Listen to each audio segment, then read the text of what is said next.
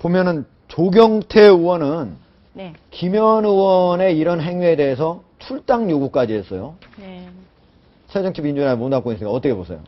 조경태 의원 같은 경우에는 아시다시피 뭐 소위 운동권 강경파, 뭐 당내 강경파 의원들에 대해서 감정이 굉장히 안 좋으신 걸로 알고 있거든요. 김현 의원 같은 경우에 이제 지난 총선 때 비례로 받았잖아요. 근데 네. 전대협 출신이고 대표적인 이제 강경파였거든요. 예. 운동권 출신에. 근데 이런 분들이 이제 당을 주로 많이 흔들고 또 이제 몇 분이 앞장서가지고 당의 전체적인 어떻게 보면 발목 잡는 식의 당 지도부 흔들기 이런 것들을 많이 했기 때문에 그간의 어떤 감정이 쌓여서 이런 강경 발언이 나오신 게 아닌가 싶은데. 당 흔들기다. 그러니까 김현 의원을 비롯한 운동권 강경파들에 대해서 가뜩이나 이제 당에 아무런 도움이 안 되고 당을 가뜩이나 어려운데 당에 또 발등을 찍는 이런 행동을 한 것에 대해서 조금 격앙된 감정이 있으신 것 같아요. 그래도 정청래 의원이 또 페이스북에 그렇게 올렸어요. 네. 조경태 의원을 출당시켜야 한다. 뭐 마치 한나라당 당원처럼 사사건건 발목 잡고 있는 조경태 의원을 출당시켜야 한다고 그렇게 의견을 다뤘는데 사실 오늘 이제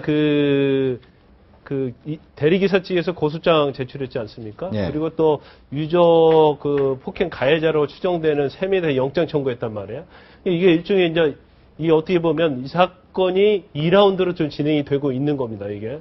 그래서 사실 이제까지 어떤 김현 의원은 참고인의 신분이었거든요. 네. 물론 자유청년연합에서 뭐 고발을 해서 피의자로 전환됐다고 하지만 실질적으로 피해자가 고소를 했기 때문에 이제 피의자 신분으로서 또 조사도 그렇죠. 응해할 의무가 있고요. 그전에 단체가 고발한 적이 있지만 그러나 이번엔 직접적으로 피해자가 고소를 한 거니까. 그렇죠. 예. 만약 이제 검찰에서 그전에는 참고인 신분이기 때문에 검찰에서 뭐 입건하고 뭐 그러고 말 게 없었는데 이제는 이제 입건이 일단 된 거로 봐야 하거든요. 그래서 만약에 검찰에서 무혐의 하게 되면 거기에 대해서 대리기사 측에서 항고를 또 할 수 있고 재진 신청을 할 수가 있어요. 그래서 네. 이 사건이 쉽게 끝나지 않는다는 거죠. 그런데 이제 우리가 또 눈여겨볼 것은 유족에 대해서 사실 영장 청구했는데 모르겠어요. 우리가 이제 실무적으로 보면 이 사안이 과연 영장을 청구할 수 있는 사안인지 예. 아닌지 조금 판단하기가 쉽지 않은데 네. 그것도 유족의 영장 청구를 했다는 것은 그래도 이제까지 어떤 관례에 비추면 조금 약간 이례적이 아닌가 그런 생각이 듭니다. 아니요. 저게 지금 이게 김현 의원에 대해서 우리 사회가 얼마만큼 지금 부당하게 다구리지기를 하고 있는 거냐면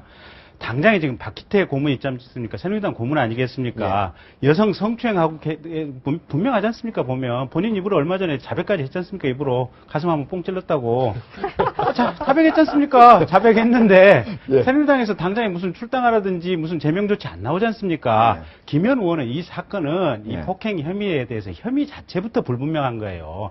그러니까 국회의원으로서 본인이 적절한 처신을 했냐 안 했냐 거기에 대한 정치적 사회적 비난은 분명히 할 수 있어요. 그런데 형사 책임 자체가 될지 안 될지 이 불분명한 사안을 가지고 출당해야 된다, 잘라야 된다, 징계해야 된다, 행안위에서 물러나가야 된다 얘기하는 것은 우리 사회가 지극히 지금 부당한 방식으로 편파적으로 김현 의원을 알겠습니다. 지금 혼내고 있는 거예요. 예. 너무 과도해요, 이게.